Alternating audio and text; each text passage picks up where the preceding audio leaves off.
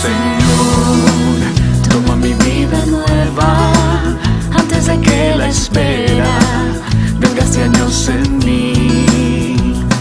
Continuamos entonces. Todo esto que estamos aprendiendo nos debe ayudar también, y yo sé que no es fácil, ¿no? No es fácil este camino que estamos haciendo, y habrá que quitar cosas, habrá que derrumbar, habrá que comenzar a construir de nuevo, cambiar esquemas, y si hay que hacerlo, pues lo hacemos con paciencia, ¿no? Pero lo importante es estar abiertos a la acción del Espíritu Santo. Nosotros nos acercamos al misterio de la Trinidad, y yo les dije desde el principio, de manera, utilizando un lenguaje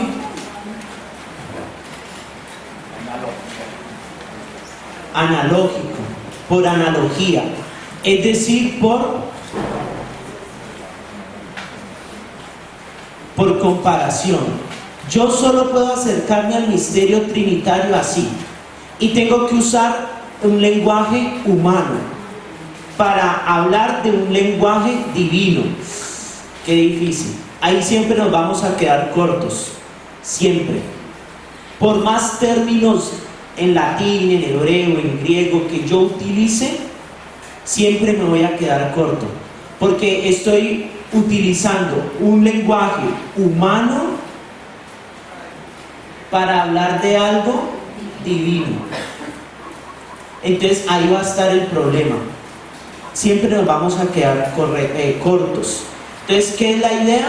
Que nosotros cada vez adentremos más en este misterio y logramos entender que este lenguaje humano lo hago de manera analógica, o sea, por comparación, para hablar de lo divino, de Dios, del misterio de Dios. Entonces va a ser algo que nosotros debemos hacer. Si lo que hemos visto nos tiene que llevar a cambiar nuestra manera de relacionarnos con Dios por una correcta, cada uno lo sabrá, ¿cierto? ¿Por qué? Porque es que a veces aprendemos las cosas no de la mejor manera, ¿no? A veces aprendemos las cosas y hay que meterle carnita, y cuando le vamos metiendo carne a la cosa, al asunto, pues nos damos cuenta de que de pronto el esqueleto no estaba bien armado, y entonces se nos puede caer y hay que ajustarlo, ¿cierto? Hablando de la oración, la manera correcta de nosotros dirigirnos a Dios en la oración es: la oración se dirige al Padre por el Hijo en el Espíritu. Ese es el esquema litúrgico de todas las oraciones. Si ustedes le ponen cuidado a la misa, a los sacramentos, a todo, se dice al Padre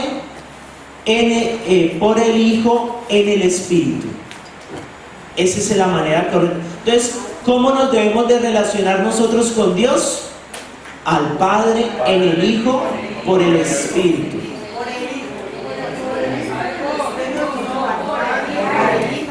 Eso, al Padre, pues, bueno, sí, es que repetirlo tantas veces me quedo. Al Padre,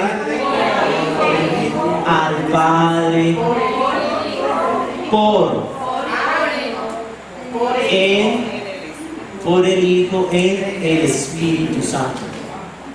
Por eso las oraciones terminan por Jesucristo, por nuestro Señor Jesucristo, tu Hijo, que vive y reina contigo en la unidad del Espíritu Santo, todo honor y toda gloria por los siglos de los siglos. O sea, al Padre en el Hijo, por el Hijo en el Espíritu. Ahí está, para que no se equivoquen. Eso, me pasó lo de Kung Fu. Pero es eso, porque generalmente, yo no sé, eso lo vemos cuando, y uno a veces lo comete el error, ¿cierto? Uno comienza hablando: Padre Celestial, te doy gracias por este día, Señor Jesús, Espíritu Santo, y usted no le ha terminado de hablar. Es como si yo comenzara a decirle: buenos días, ¿cómo ha estado? No, y tenemos que hacer la tarea, ¿no? Y entonces, ¿sí o no? No está bien, ¿cierto? pues yo voy a dirigirle la oración al Padre, entonces hasta que no acabe de hablar con el Padre, si le quiero hablar al Hijo, entonces paso al Hijo, y si le quiero hablar al Espíritu, paso al Espíritu, ¿cierto? Pero es terminar primero la oración que yo comencé, porque la oración es un diálogo con aquel que sabemos nos ama. Entonces yo lo dejo a medias, ¿no? Entonces lo paso de largo, pum, pum, pum, no. Y si no, si quiero hacer de 3 en 1, entonces es al Padre, por el Hijo, en el Espíritu. ¿Sí me hago entender? Bueno. ¿Qué hemos visto hasta ahora? ¿Por qué empujan? Muy sencillo. Hemos visto que Dios, ¿cierto? Porque Él ha querido, ¿cierto? Porque Él quiso, porque fue su complacencia, se nos revela, ¿cierto? Y nos da un regalo para poderlo entrar con Él, ¿no? Ese regalo es la fe. Ahí está el primer tema, ¿sí o no? Sí. Una fe revelada. Esa fe que se revela, ¿cierto? ¿Nos revela a quién? A Dios. Nos revela a Dios, ¿cierto? Nos revela a Dios. ¿Por medio de quién nos lo revela? Eso, por medio del Hijo o de Jesús, de Cristo, como le quieran poner, ¿cierto? Entonces, es Jesús quien nos revela a Dios. Entonces, el punto de partida para todo esto es Jesucristo. Él es el punto de partida, porque de Dios sabemos lo que nos ha dicho Jesús, ¿sí o no? De Dios sabemos lo que nos ha dicho Jesús. Jesús nos dijo que Dios era papá, entonces ya sabemos que Él es un papá. Jesús también nos dijo de que después de Él morir y resucitar nos iba a mandar otro, el Paráclito, el Espíritu Santo. O sea que de Dios sabemos lo que nos ha dicho Jesús, por medio de la fe que se nos ha revelado. ¿Claro hasta ahí? Y entonces este Cristo nos reveló que había un Padre, que Él era nuestro hermano y que había un Espíritu Santo. Ese es el camino que hemos recorrido. Jesús nos ha revelado a Dios. ¿Y qué es el?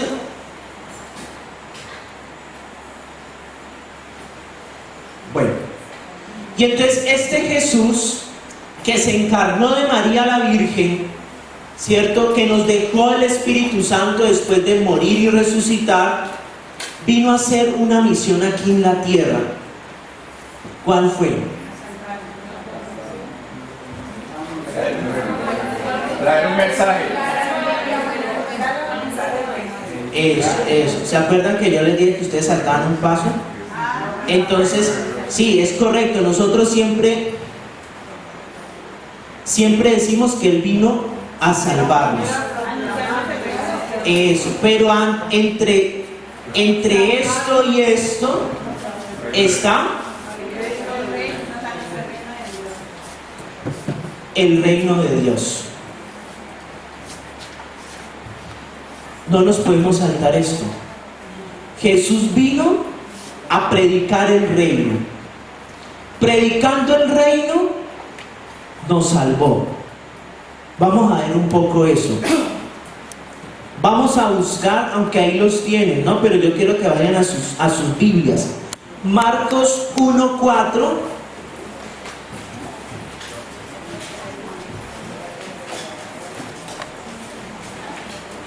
Marcos 1:4 y Mateo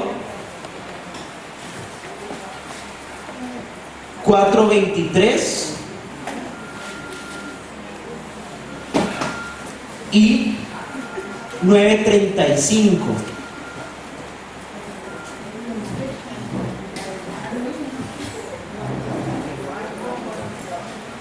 Marcos 1:4, Mateo 4:23 y Mateo 9:35. Quien lo haya encontrado, se puede poner de pie y nos lo comparte. Sucedió que Juan se presentó en el desierto, bautizando a la gente. Les decía que debían volverse a Dios y ser bautizados para que Dios les perdonara sus pecados. Palabra de Dios. Sigamos un poquito el texto más.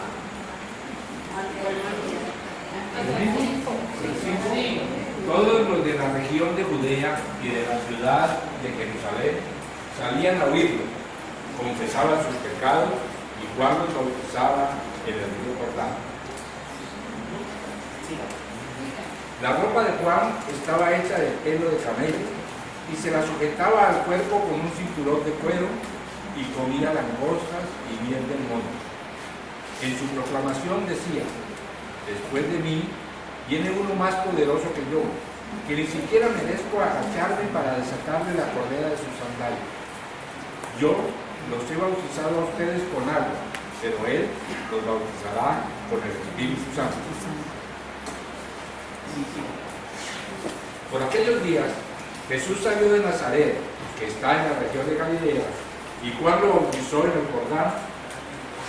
En el momento de salir del agua, Jesús vio que el cielo se abría y que el Espíritu vagaba sobre él como una paloma. Y se oyó una voz del cielo que decía: tú eres mi Hijo amado, a quien he elegido. Después de esto, el Espíritu llevó a Jesús al desierto.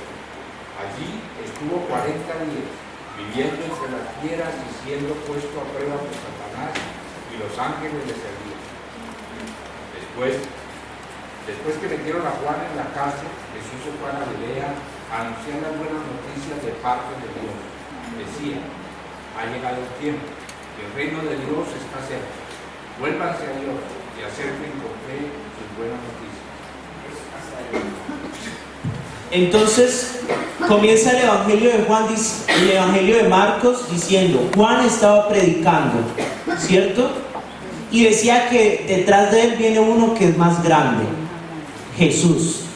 Después dice que Jesús fue bautizado. Después de ser bautizado, se fue para el desierto. Y después de ir al desierto, dice que se fue por toda Galilea. ¿A qué? Eso.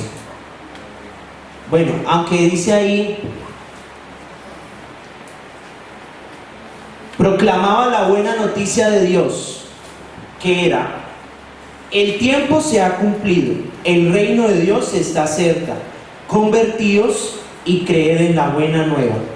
O sea que Jesús va a proclamar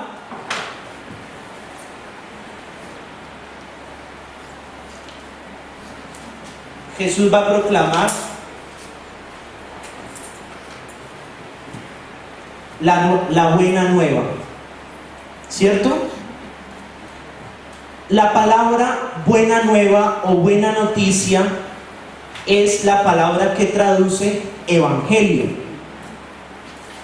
Y Marcos, allí en el versículo 15, nos está diciendo cuál es esa buena nueva que fue a proclamar Jesús: que el tiempo se ha cumplido, que el reino de Dios está cerca, que se conviertan y que crean. Entonces, esta buena nueva que proclama Jesús en el Evangelio habla del tiempo, del reino, de convertirse, de creer. O sea que el Evangelio es esto, ¿no?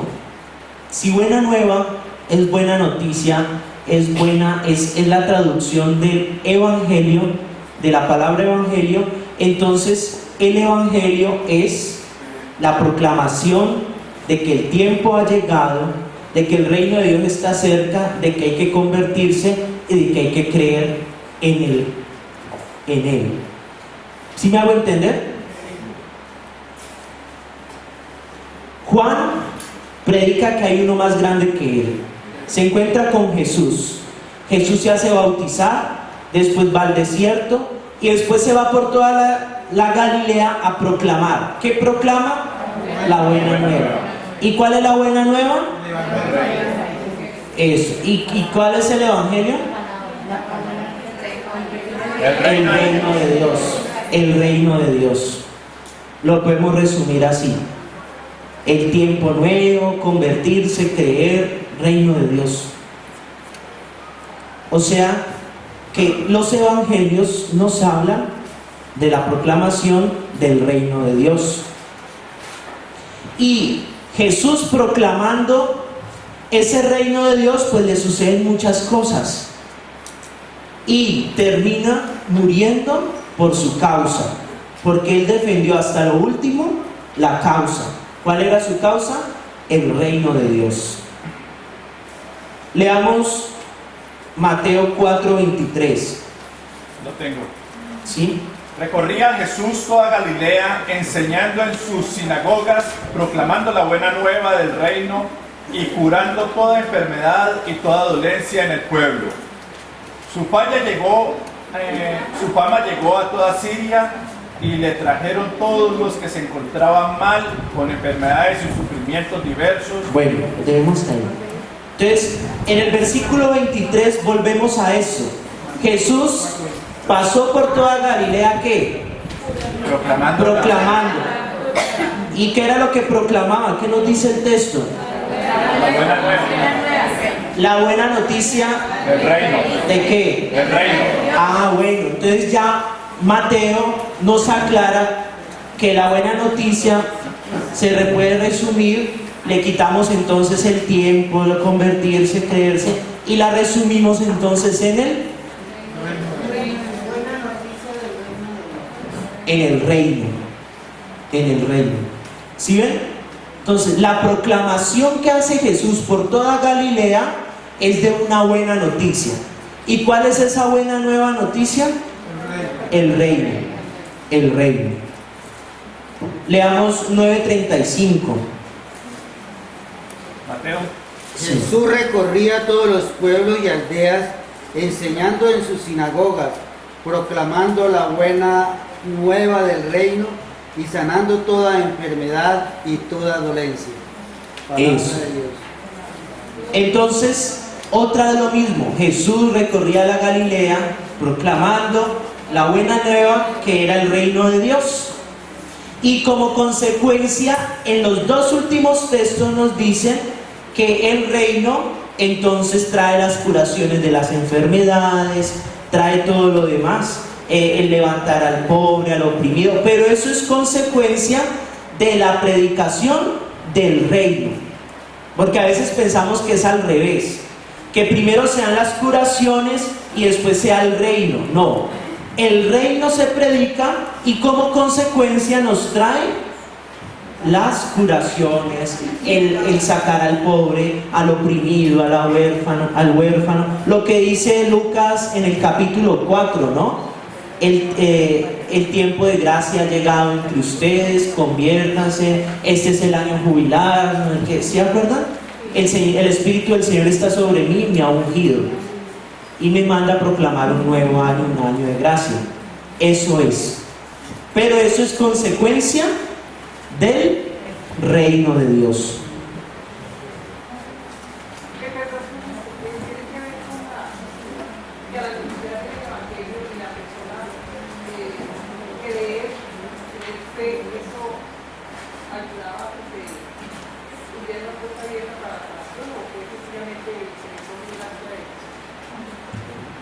No, todas las curaciones están precedidas por la fe. Por la fe, es el presupuesto.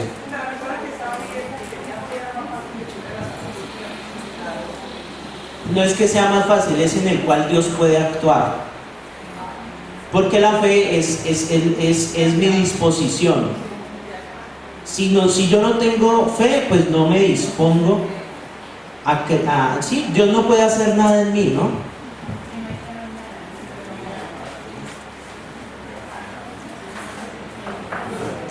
Entonces, el contenido central del Evangelio es que el reino de Dios está cerca, ¿no? Entonces, otra vez para que Jesús proclamaba la buena noticia. Y esta palabra buena noticia es la misma palabra que en griego se dice evangelio. Esto es lo mismo, buena noticia y evangelio es igual. ¿Y cuál era la buena noticia que proclamaba Jesús? El reino. Y entonces esto traía muchísimas consecuencias en la vida. Pero ese es el contenido central. Bueno, yo antes de seguir, yo les quiero decir que todo esto que les voy a hablar, yo lo saqué del libro que sacó el Papa Benedicto XVI. Abajo está la cita, ¿cierto? Creo que salió ahí en la hoja. Jesús de Nazaret, en su primera parte, desde el bautismo a la transfiguración, todo el capítulo 3. ¿Sí? Ahí está en la hojita abajo. Eso. Ahí está. Ahí está.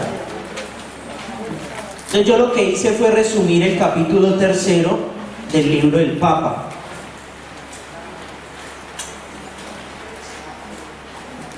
Entonces el contenido central es que el reino de Dios está cerca. Ahí es el principio, ¿no? Es el hito, el principio en el tiempo, y que sucede algo nuevo. Por eso Jesús comienza predicando. Se pide a los hombres una respuesta. ¿Cuál es la respuesta? Conversión y fe, ¿cierto? Para poder yo entender esta buena noticia, que es el reino de Dios, pues tengo que convertirme, ¿no? Porque toca cambiar esquemas, toca cambiar lo que yo tengo y tener fe para poder aceptar ese reino. Ahora, el reino de Dios tiene varias expresiones, varias acepciones. Ha sido identificado a lo largo de la historia como, primero, una dimensión cristológica. Dice Orígenes, que es uno de los padres de la iglesia, ha descrito a Jesús como autobasileia. La palabra reino, ¿cierto? En griego se escribe basileia. Entonces, para Orígenes, Jesús es el reino, una autobasileia, o sea, es el reino, autorreino. Jesús es el autorreino. Basileia es la palabra en griego para identificar reino, se dice basileia en griego. Entonces, para Jesús, para Orígenes, Jesús es la autobasileia, es decir, es el autorreino, o sea, Jesús es el reino, es decir, como el reino en persona. Jesús mismo es el reino, es Él. El rey, para Orígenes, la primera dimensión que nosotros encontramos del reino de Dios, es decir, que reino es igual a Jesús.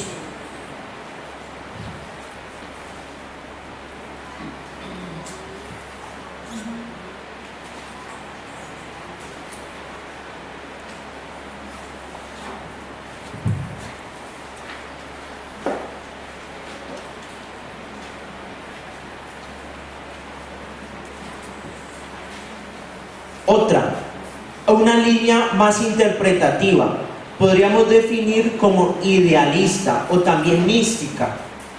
Considerar que el reino de Dios se encuentra esencialmente en el interior del hombre.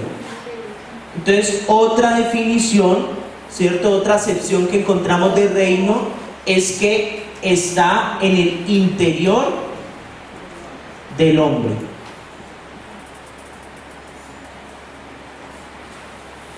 Está dentro del ser humano. Y una tercera es la dimensión eclesiástica. En ella el reino de Dios y la iglesia se relacionan entre sí de diversas maneras, estableciendo entre ellos una mayor o menor identificación. O sea que ya se identifica el reino de Dios con la iglesia, sí.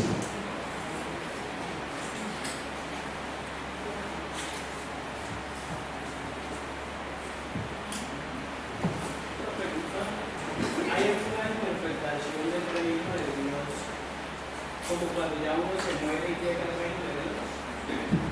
Y yo siempre creo como en esa, cada uno sabe que el reino de Dios es pues aquí en la tierra, pero hay una interpretación de cuando uno dice, yo quiero alcanzar el reino de los cielos. Eso se responde con esta pregunta: para nosotros, ¿qué es el cielo?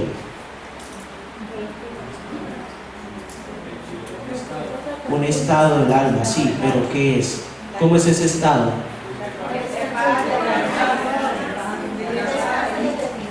Hans Ur von Balthasar, un teólogo, dice: el cielo es Dios en cuanto ganado, el infierno es Dios en cuanto perdido, el purgatorio es Dios en cuanto purifica, y el juicio es Dios en cuanto juzga.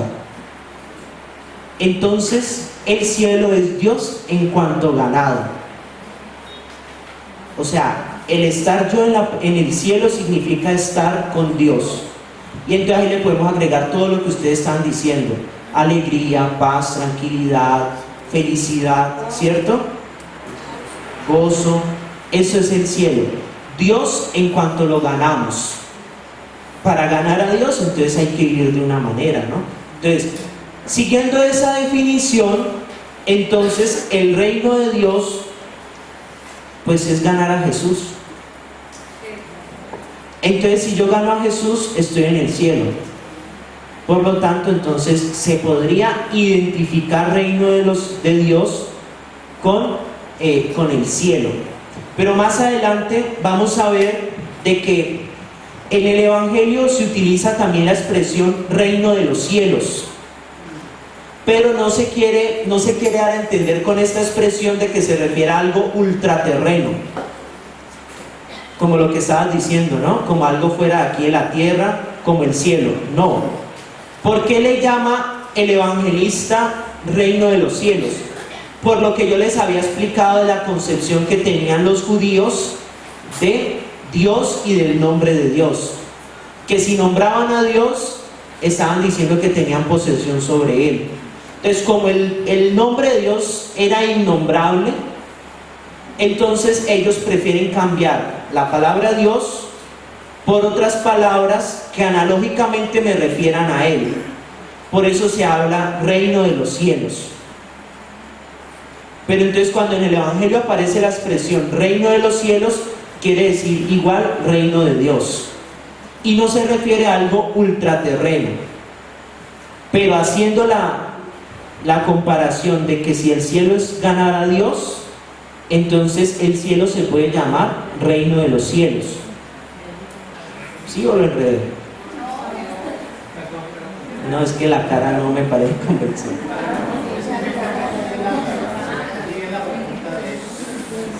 Nosotros tenemos claro que si Dios lo tenemos en nuestro corazón, ahora que mi espíritu habita una materia de mi cuerpo, y todo lo que estamos haciendo, por ejemplo, en este momento, es conocer más a Dios, acercarnos a Dios, para seguirlo, en pos de qué? En pos de una salvación, ¿sí? Eso lo estoy haciendo ahora que el espíritu habita en mi cuerpo. Y yo puedo lograr tener esa paz, esa felicidad, esa tranquilidad. Eso es parte del cielo.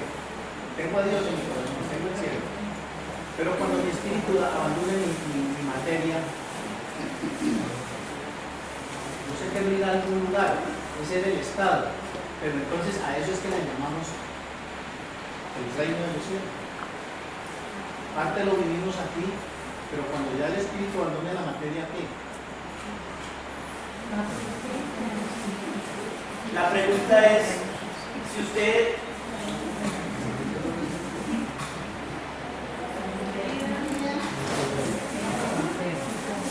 vida eterna, si es igual, bueno, vida eterna salvándonos, ¿no? Porque hay vida eterna para el otro lado, ¿no? Hay vida eterna para el cielo y hay vida eterna para el infierno. Muerte eterna. Que se llama muerte eterna, ¿no?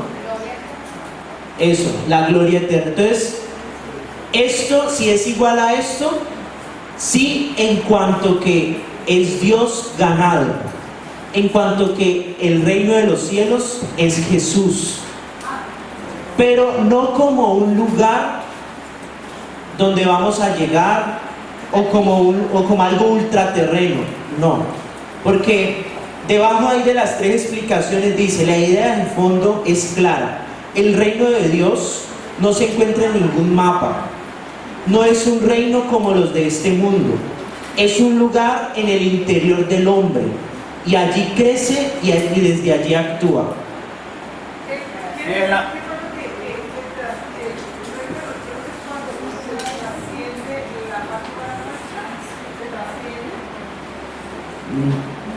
No.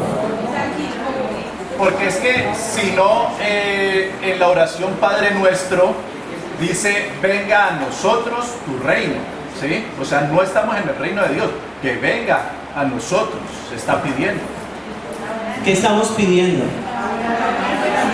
Que llegue la buena noticia. Viviendo la buena noticia, estamos viviendo a Jesús, obtenemos el cielo. Pero yo quiero que desliguen reino de los cielos con lugar.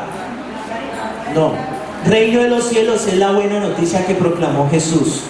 Entonces en el Padre Nuestro estamos pidiendo que venga esa buena noticia. Y esa buena noticia, como yo les dije, tiene unas consecuencias. Me cura, me sana, me hace ser feliz, me da la salvación. Por allá de acá. Se habla en singular, en plural, cielos y cielos. ¿Será que hay un cielo o hay varios cielos? No, estamos hablando de un solo, o sea, el cielo. Pero el cielo en cuanto, Dios en cuanto ganado.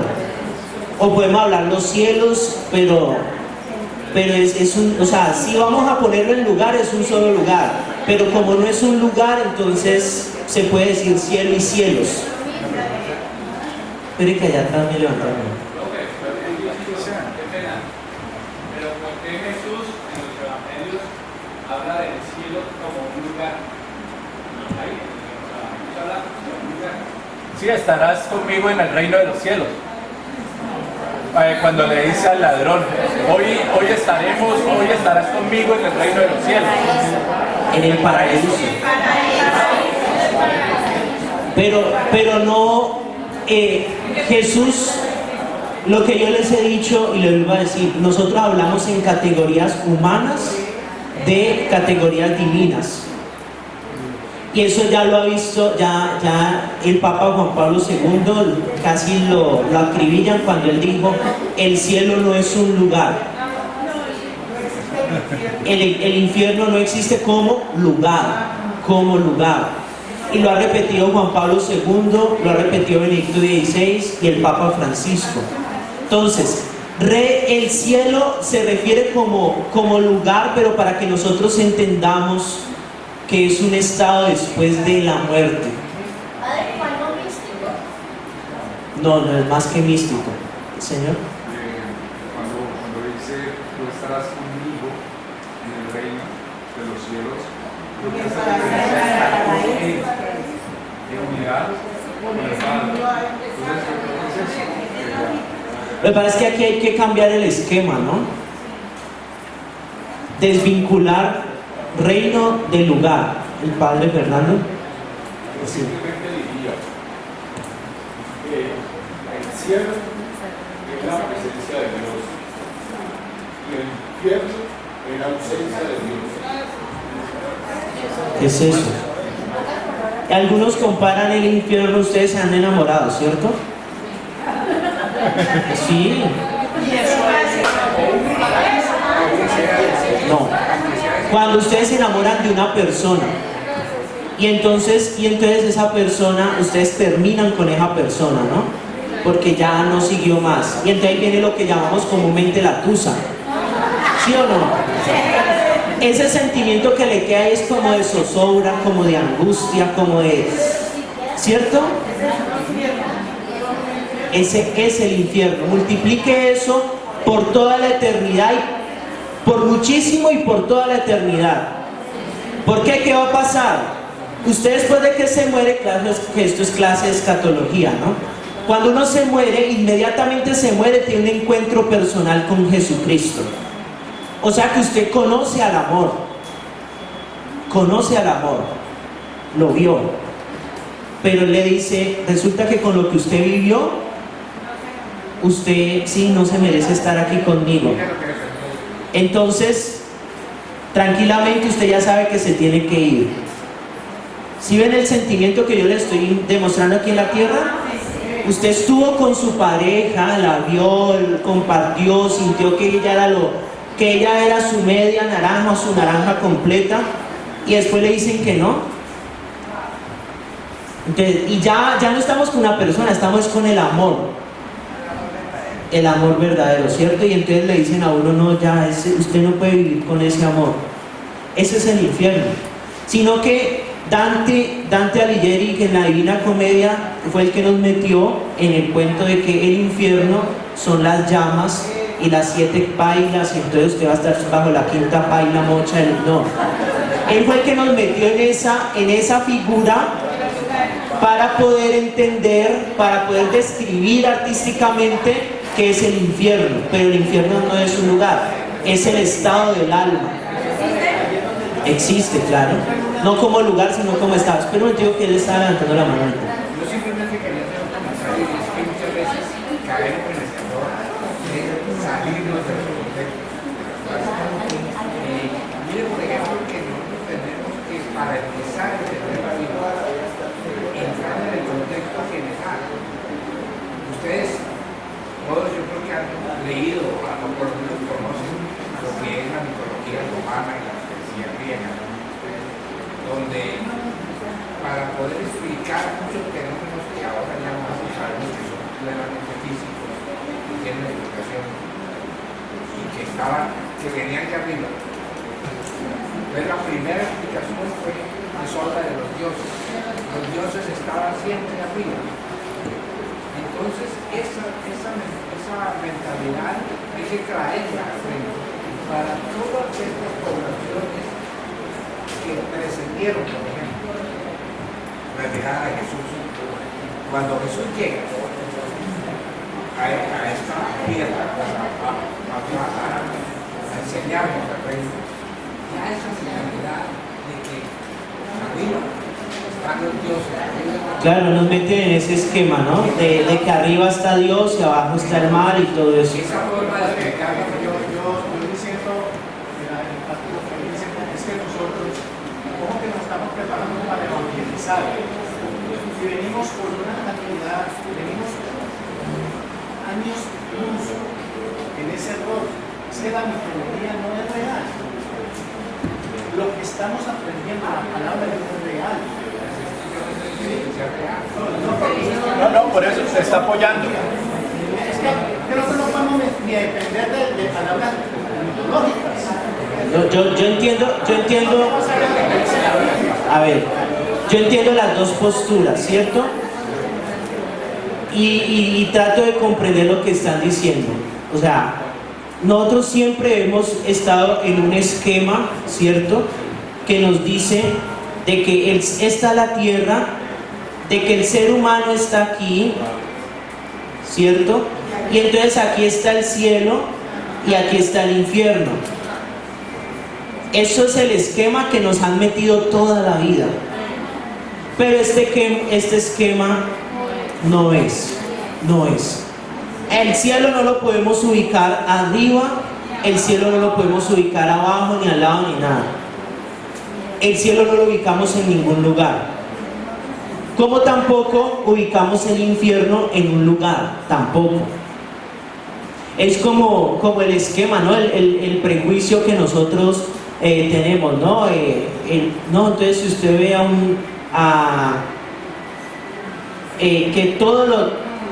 que lo blanco es bueno y lo negro es malo. Eso. Y entonces es otro esquema que también tenemos que quitarnos de la cabeza. Que entonces que los que están vestidos de saco y corbata son buenos y los que están vestidos con ropa informal son malos. No. Sí. No, pero es precisamente para decirle que hay que bajarnos de esquemas. Un esquema al que nos tenemos que bajar es este.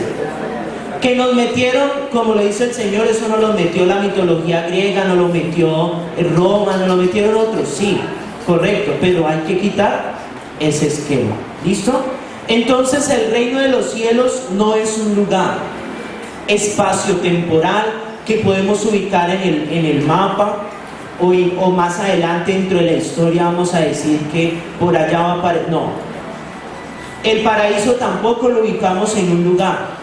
Aunque el libro del Génesis diga que por allá hay dos ríos, ¿no? El Tigris y el Éufrates, y en la mitad aparece el paraíso. No. Ellos lo escriben así porque, bueno, ahí ya hay que mirar un poquito de la geografía bíblica y nos damos cuenta que era la parte más fértil de la Palestina, lo que llaman la media luna fértil, y entonces es por eso que ahí llegan a afirmar de que ahí se ubicaba el paraíso. Pero es una concepción humana, con lenguaje humano, para entender conceptos divinos. ¿Listo? La resurrección de la carne, o sea, va de un estado del alma hasta cuando viene nuevamente la segunda venida de nuestro Señor, ¿verdad? Pero en la segunda venida vamos a nuevamente resucitar en cuerpo y en espíritu. Yo siempre tengo esa duda. Sí, la resurrección. Jesús está resucitado en cuerpo y alma. Y al igual que Él, vamos a resucitar nosotros. Pero el cuerpo de Cristo no es el mismo cuerpo de nosotros ahora. Y es lo mismo, nosotros no vamos a resucitar con este cuerpo. Vamos a resucitar con un cuerpo glorioso. Y lo dice San Pablo en el capítulo 15 de la carta a los Corintios. Entonces ahí dice, ¿cómo es la resurrección? Entonces él pone el ejemplo. Usted pone una semilla de cualquier cosa y ¿qué sale? Pues una matica, ¿no? Y entonces de la matica salen fruticos y todo eso. Pero ¿se desapareció la semilla? No. ¿Qué pasó con la semilla? Se transformó. Eso mismo va a suceder con nosotros el último día. Vamos a ser transformados ¿en qué? Cuerpos gloriosos como el de Cristo. Primera de Corintios, disculpa. 15, sí. 15. En las discusiones de la Catalina de América, ella siempre refiere a describir el paraíso como un lugar que haya inclusive está en liceo que no ha caído físicamente debería existir y él no ha resucitado en cuerpo glorioso. Ahí me resuelve, o sea, yo tenía plena certeza de que todas las visiones de la Catalina eran completamente verídicas y no analógicas. No, siempre que nos vamos a referir aquí en la tierra de cosas divinas, van a ser un lenguaje analógico. Porque por más de que utilicemos un lenguaje fino, nunca vamos a describir totalmente el espacio divino, ¿no? Las categorías divinas. Entonces todas las descripciones de ella con respecto al paraíso son analógicas. Sí. Ve, padre, ahí en el Apocalipsis a veces nos hablan de esa nueva Jerusalén. Cielos nuevos y tierras nuevas. Eso refiere eso. Pero eso, primero hay que entender el contexto en el cual se escribió el Apocalipsis, ¿no? Que fue en el contexto de persecución del Imperio Romano a los discípulos. Y no nombran al imperio sino a Babilonia, porque si nombraban al imperio, pues los mataban. Entonces, el martirio tampoco es ir a buscar la muerte por buscarla, ¿no? Entonces, a eso se refiere allí. Primero hay que tener en cuenta el contexto en el cual fue escrito. Entonces, segundo, él se refiere a una nueva creación. El Génesis comienza hablando de la creación primera y el Apocalipsis termina hablando de la segunda creación, que es los cielos nuevos y la tierra nueva cuando ya llegue Jesús, en la parucía. Cuando llegue no, la forma más correcta de decirlo es cuando ya sea pleno, ¿no? Porque si decimos que llegue significa que no está, y si está. Entonces, la parucía es la manifestación plena de Cristo.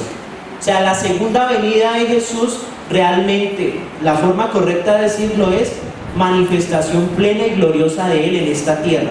Cuando Él se manifieste plenamente y gloriosamente aquí en la tierra, entonces va a haber una nueva creación, va a haber un cielo nuevo y una tierra nueva. Y todos nosotros seremos transformados en cuerpos glorificados para compartir con Él ese cielo nuevo y esa tierra nueva. La manifestación para nosotros de Él. Padre, ¿cómo se puede describir lo que Jesús resucitó en cuerpo glorioso y lo podían tocar? Sí, por eso los evangelios después de las apariciones dicen: atravesó las puertas y se apareció en la mitad. Era un fantasma. Y después dice otro texto: pero comió pan y pescado con nosotros. Pero come. O sea que no es un fantasma.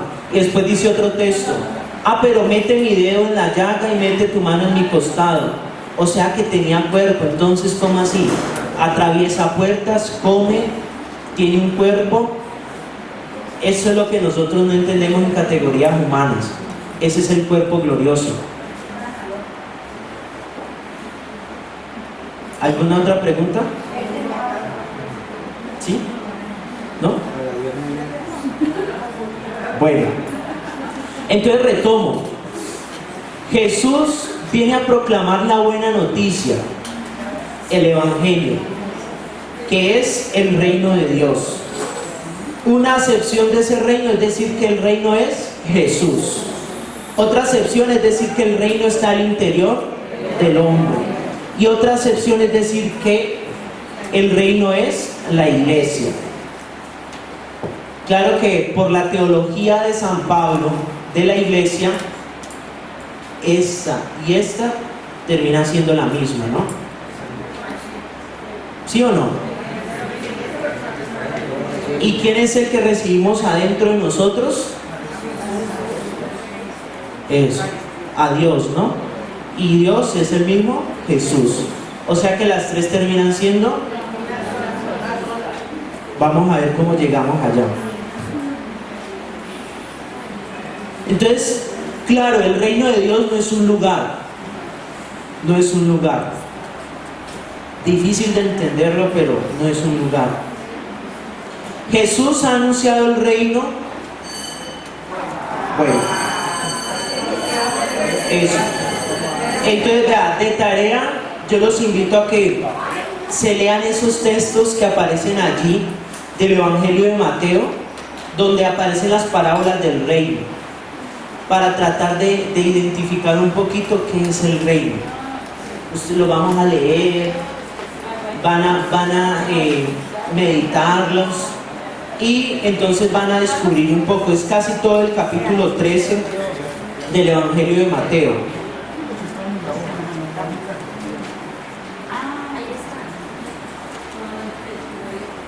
Claro que ahí se me olvidó poner el capítulo. El evangelista Mateo en su discurso parabólico nos presenta, sí, ese capítulo 13. Entonces, 13, sí, 13. Y ahí están los versículos. 3, 9, 24, 30, pero son los versículos. Pero todo es el capítulo 13. Sí, se me olvidó ponerlo. Ahí están las parábolas. Y entonces las van a leer y van a tratar de identificar qué es el reino.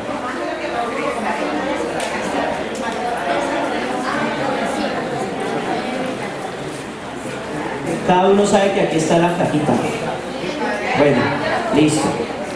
Que tengan un buen día. Nos vemos dentro de 15 días.